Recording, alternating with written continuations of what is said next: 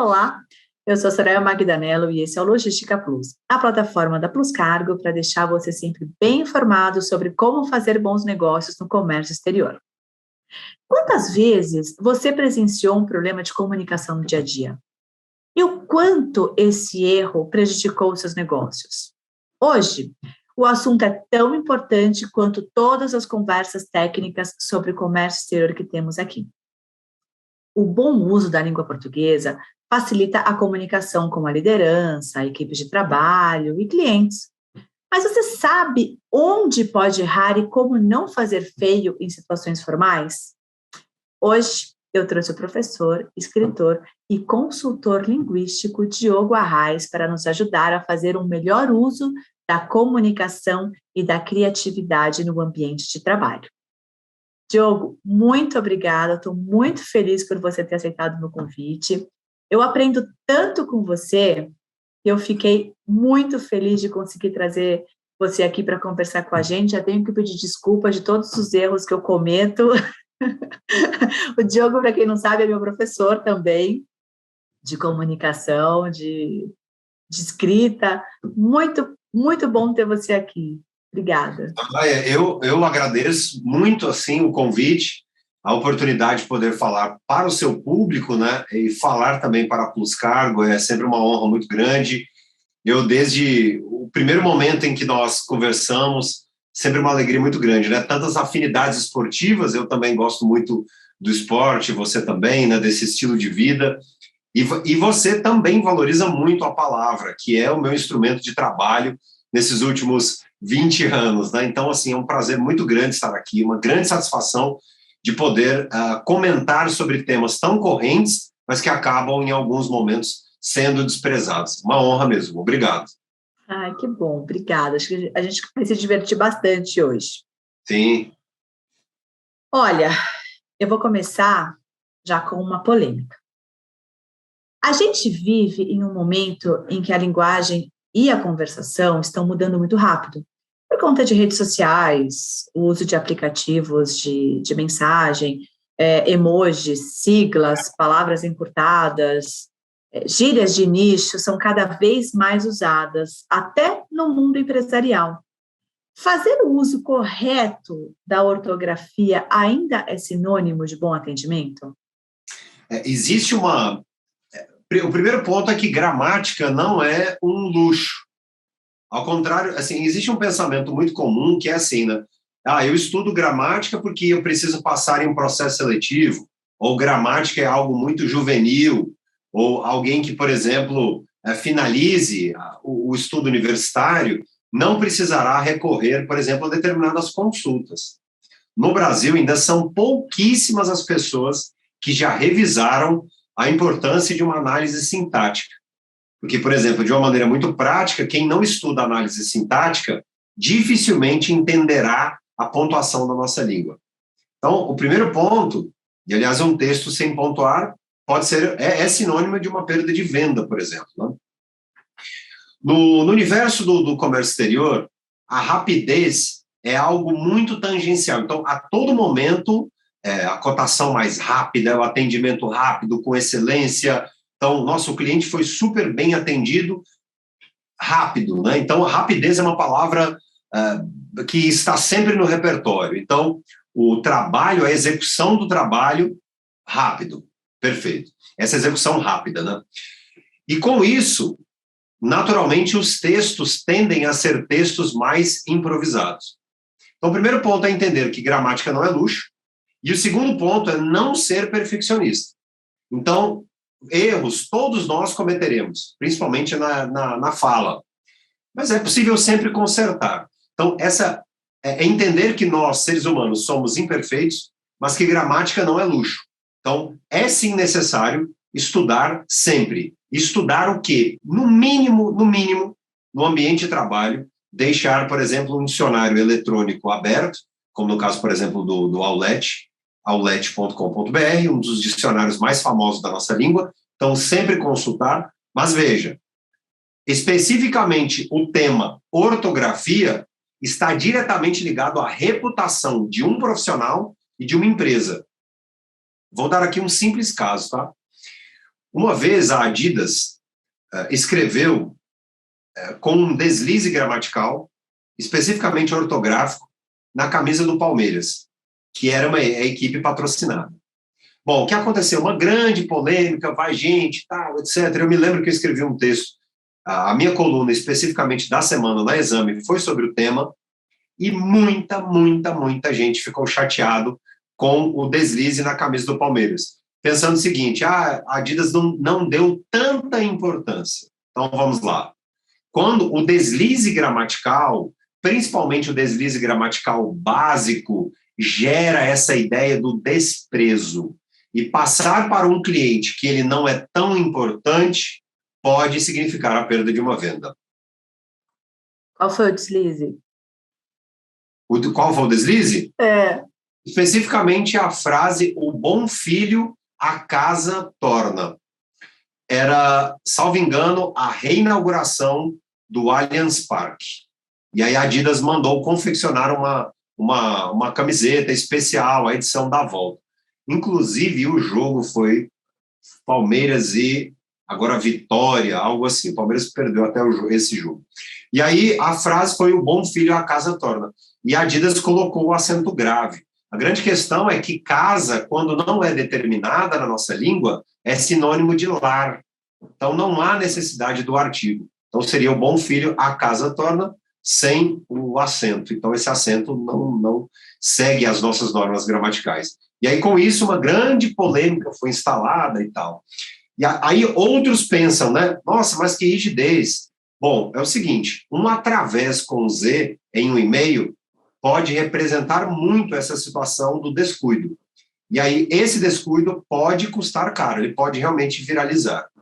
Canais de televisão, empresas que trabalham com um cliente muito importante, mensagens que podem ser lidas em grupo, e especificamente mensagem de atendimento ao cliente, eu sempre costumo partir do pressuposto que esse cliente pode entender muito, ele pode ser muito criterioso, porque é a vida dele, ele é alguém criterioso.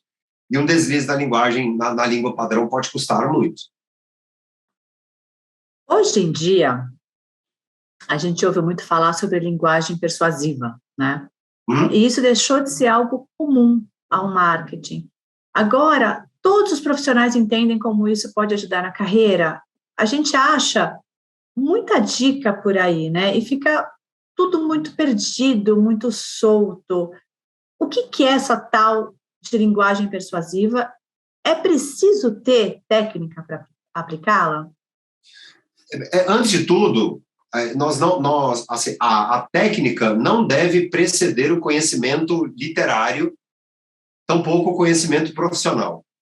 Um grande profissional de uma determinada área será naturalmente persuasivo. Por quê? Porque ele conhece muito, né? Então, um dos pilares de um texto persuasivo está na entrega de um benefício alheio. Então, eu sempre costumo dizer o seguinte, um bom texto persuasivo, um bom profissional persuasivo, na comunicação, deverá colocar exemplos concretos. Então, por exemplo, quando eu citei uma marca anteriormente e coloquei um exemplo concreto sobre a polêmica que um erro de ortografia pode representar, é algo mais palpável. Perfeito. O grande problema do universo eletrônico, da internet como um todo, é essa ideia gerada de que só vai à frente quem tem uma técnica. Não é isso, né? Vai à frente quem é competente.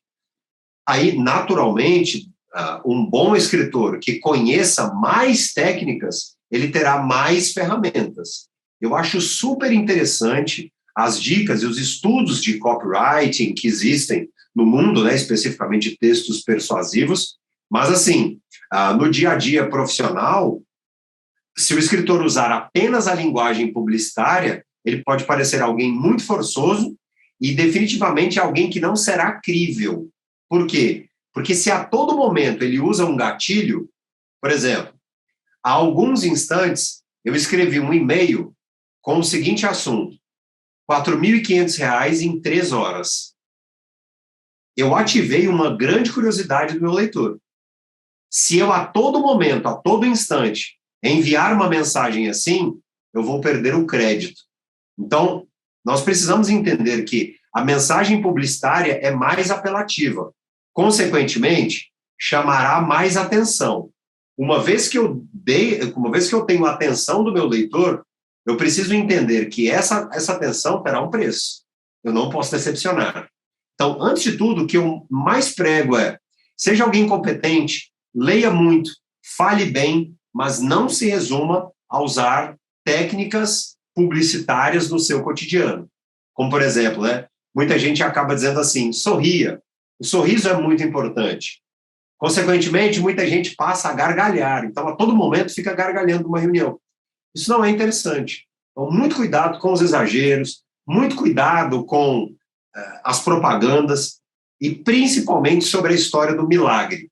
Texto, gramática, comunicação, negócios são campos sem milagre. É o treino, é a competência. Não à toa, nós encontramos muitas pessoas sem absolutamente nenhum tipo de técnica publicitária e que desenvolveram produtos fantásticos e entraram para a história da humanidade.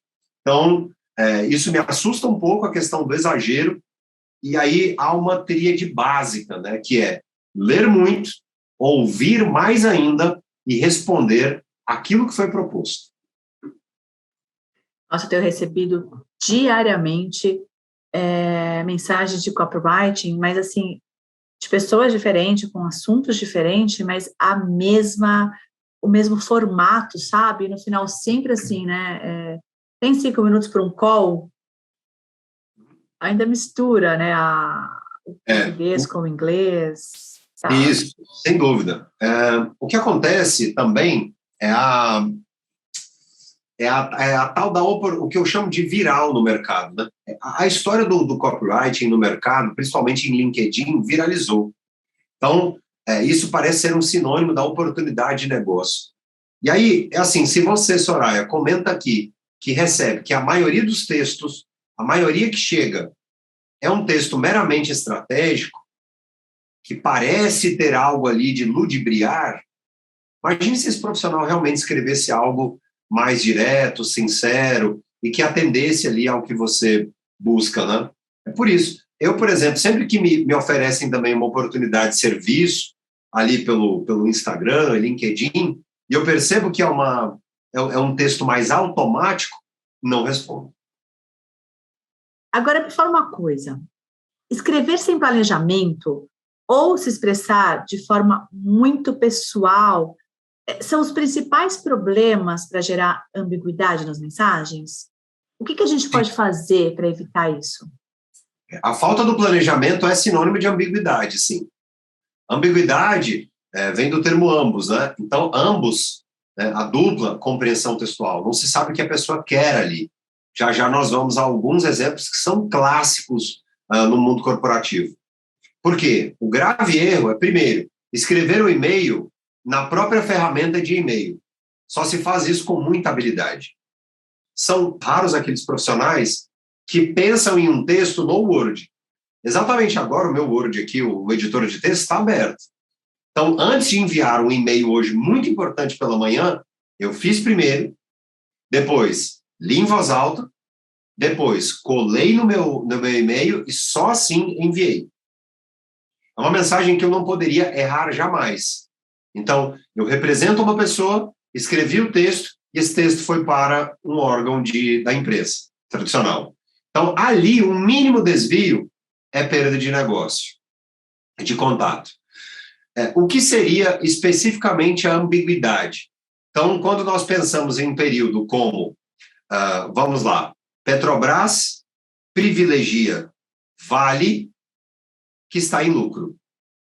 Então, Petrobras privilegia Vale, que está em lucro, esse que gera uma ambiguidade, porque nós não sabemos quem está em lucro, se é a Vale ou se é a Petrobras. Agora, e isso quando, por exemplo, envolve uma cotação? Nós não sabemos se uma determinada cotação vai para A ou B, tudo motivado pelo termo que. Então, sempre que possível, um profissional, mesmo que não seja da escrita, precisa repensar a ordem das estruturas. Mude as ordens das sentenças. Repense as frases. Isso é bem interessante.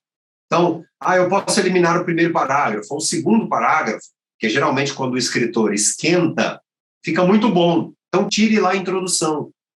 Mas pense sempre que é o seguinte, a rapidez com que você constrói o texto, espero que quem esteja nos assistindo aqui, ouvindo, possa lembrar-se disso um dia. A rapidez com que você se comunica e produz um texto pode ser a rapidez com que você perde uma conexão de ouro. Planeje. Tenha o tempo a favor.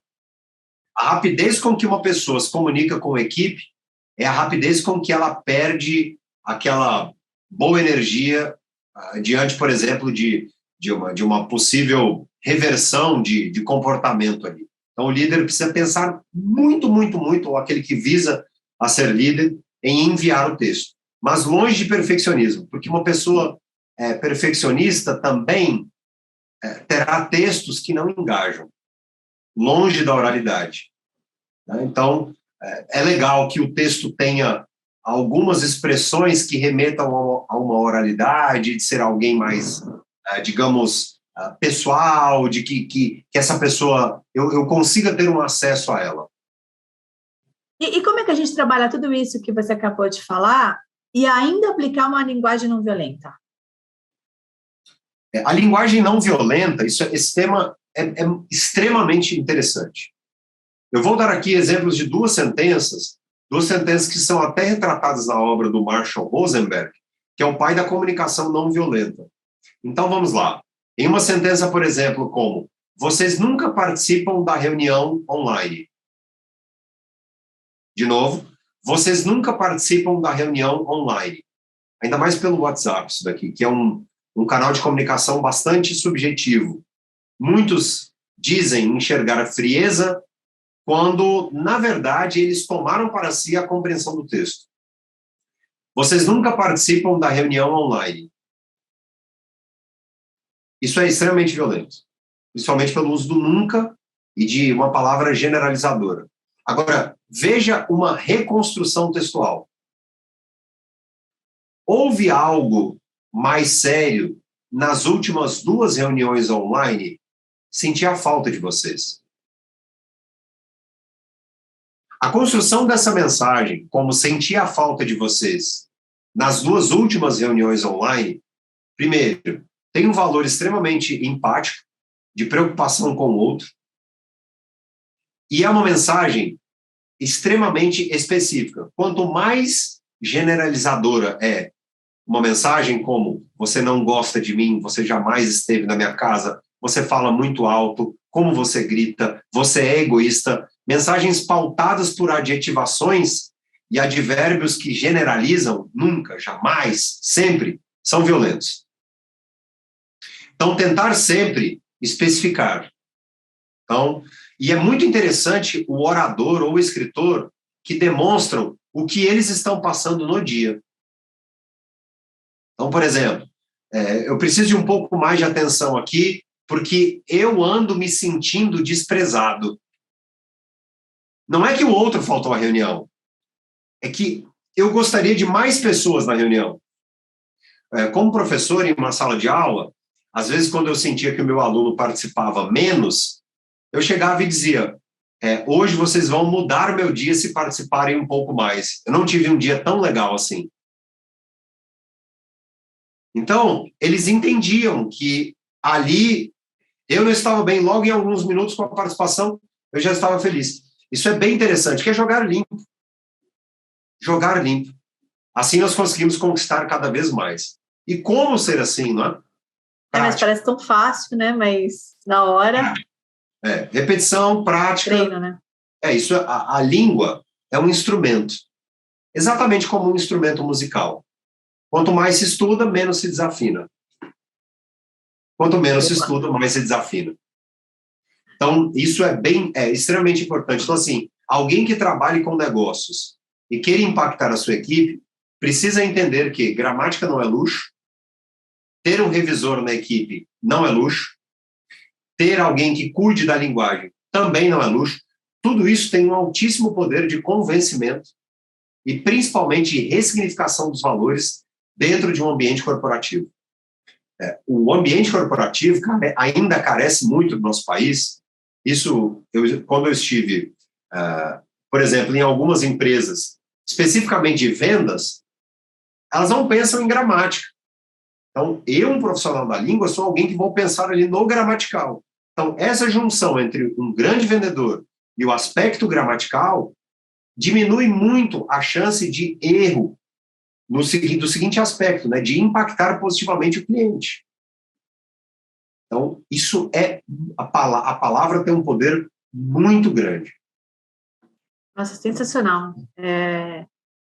Faz todo sentido, cai várias fichas, né, escutando você falar sobre comunicação não violenta. Mas eu quero trazer uma curiosidade para a nossa conversa. Claro. Quais são os principais erros de linguagem, de escrita, que são cometidos nas empresas? Dá uns exemplos para a gente se identificar e parar de errar. Claro.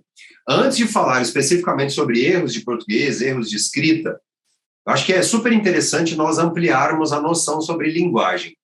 Linguagem significa toda e qualquer forma de expressão. Todos os elementos que eu tenho para me expressar representam uma linguagem. Então, por exemplo, aqui para o nosso bate-papo hoje, eu escolhi uma camiseta de uma cor da qual eu gosto bastante, combinando com um pouco de azul, escolhi um fundo que dá mais um drama aqui e tal. Isso tudo tem um propósito. Isso tudo tem um propósito. Porque isso tudo vai passar uma mensagem, por exemplo, em um dia quando eu estudei sobre uma coloração pessoal que tem a ver com o meu tom de pele.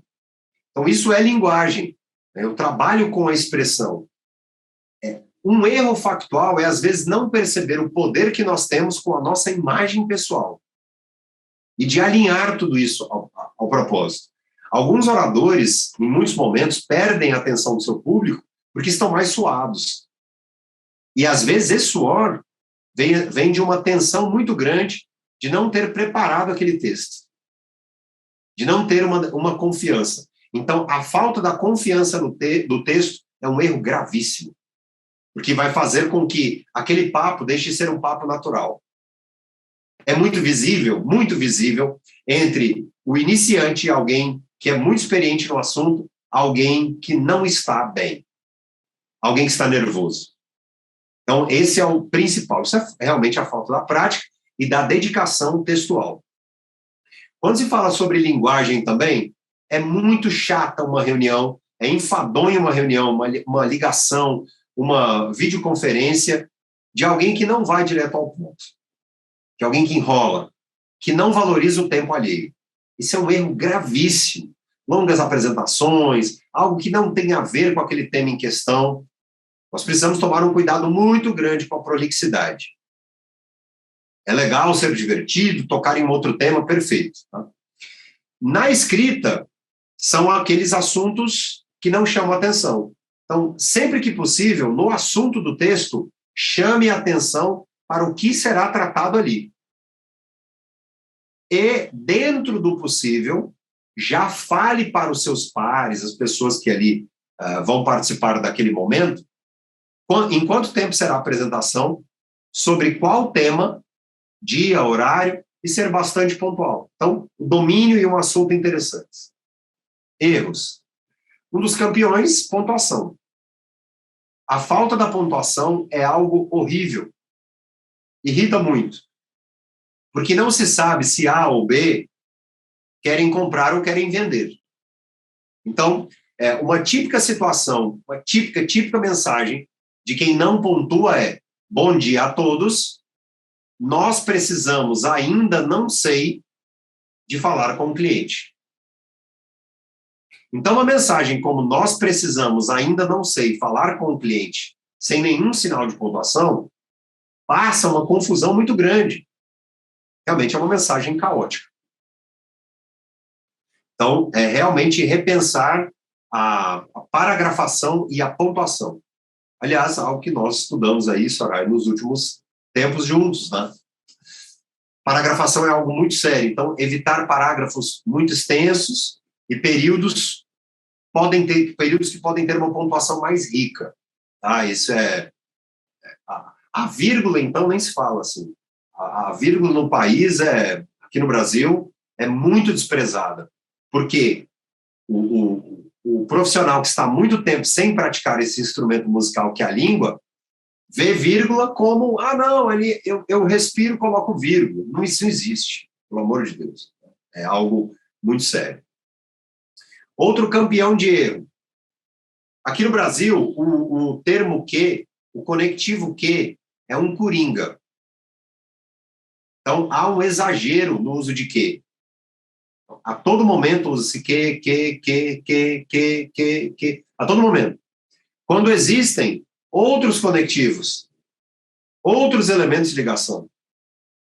E o profissional, em muitos momentos, acaba não cuidando da pontuação, da pronúncia, perdão, desses conectivos. Quem por exemplo, que nunca ouviu um mais no lugar do mas.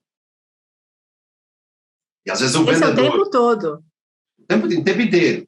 E muitas vezes o vendedor vai representar uma empresa, a pronúncia é tão ruim e tão cheia de erros que se duvida sobre o valor daquele produto, não é sobre o gramatical, não é apenas um quesito gramatical, ali não há prova linguística, mas quem vai argumentar, quem vai persuadir, precisa ser um estudioso. Eu vim muito de baixo, Soraya. Eu tenho extremo orgulho de dizer que eu vim muito de baixo. Eu fui um garoto com 18 anos de idade que pegava 8 ônibus por dia. Nem por isso eu deixei de estudar. Eu sou uma pessoa que estudo absolutamente todos os dias da minha vida. Escrevo 6 dias na semana. Então, é realmente essa vontade de querer passar para o meu ouvinte, né, ao longo de todos esses anos aí, de passar para o meu ouvinte uma mensagem ordenada. Não é que, eu nasci para o mundo das letras. De jeito nenhum. Eu mais nasci por uma vontade absurda de querer crescer na minha vida, de ter uma carreira de destaque nacional, de querer convencer, argumentar, e depois admirar um instrumento para isso, que é a gramática. Então, gramática nada mais é do que um instrumento para isso. Então, praticar um pouco mais a pronúncia, ouvir um pouco mais a própria voz, antes de fazer uma apresentação. E aí há um outro campeão de erros, que é especificamente sobre concordância. Concordância, o desvio de concordância tem um preço muito alto. Como, por exemplo, a gente sabemos que o produto vai chegar às pessoas, por exemplo. Não, isso não existe. No mundo corporativo não há. O desvio de concordância representando uma empresa em uma determinada apresentação custa muito, muito, muito mesmo. E, finalmente, uma moda linguística dos últimos anos anda sendo o tal do enquanto, né? Muita gente acaba construindo estrutura como nós, enquanto empresa, somos responsáveis. Não. Enquanto é uma palavra temporal. Não se faz uso assim. Enquanto só deve ser usado para uma expressão de tempo. Nós, da empresa tal, faremos isso. E não nós enquanto empresa. Isso não faz sentido nenhum. Eu achei que na tua lista ia estar o gerúndio. O gerundismo, o excesso do gerúndio, sim, definitivamente uma praga linguística, mas aí nós podemos até estender para algo que é muito comum, né? Por exemplo, eu, na fala, acabo usando alguns elementos de informalidade. Aqui no Brasil, o para, a preposição para, a todo momento dizer para dizer, para falar, para fazer, pode dar um nível de cultismo à oralidade de afastamento. Então, em um momento ou outro, eu acabo recorrendo ao pra, que é informalidade. Mas não uso apenas o pra. Não é essa a ideia. Exageros colhem exageros. Mas em um momento ou outro, posso fazer isso. O gerúndio, estamos falando, trabalhando, dizendo, quando representa algo que tem um processo durativo, ótimo. A questão é, o brasileiro está literalmente viciado em construções com o verbo ir. Vou dar uma nadada. Fulano vai dar uma estudada. Ele vai dizer, vai falar, vai fazer. Tudo com o tal do ir. Ir mais o verbo principal. Tomar cuidado com isso. Falará, dirá, buscará, falaremos, buscaremos. Eu tenho um exercício que eu gosto muito de deixar aos profissionais, justamente da seguinte forma: pense o texto e depois refaça-o com uma quantidade menor, menos expressiva de verbos. Muitos dos executivos estudam inglês. Estudar inglês. O professor da língua inglesa não aceita determinadas construções. O da língua portuguesa também não. Então, da mesma forma que nós investimos, os profissionais investem no conteúdo da língua estrangeira, devem investir muito no estudo da língua pátria. Por quê? Porque assim serão capazes de criar estruturas que tenham mais clareza na língua estrangeira. Uau!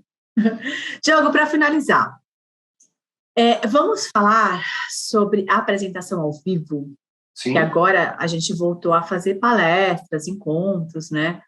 E qual é o principal desafio de quem precisa conquistar o público e ser ouvido com atenção? Entregar um benefício rapidamente. Valorizar o tempo do outro.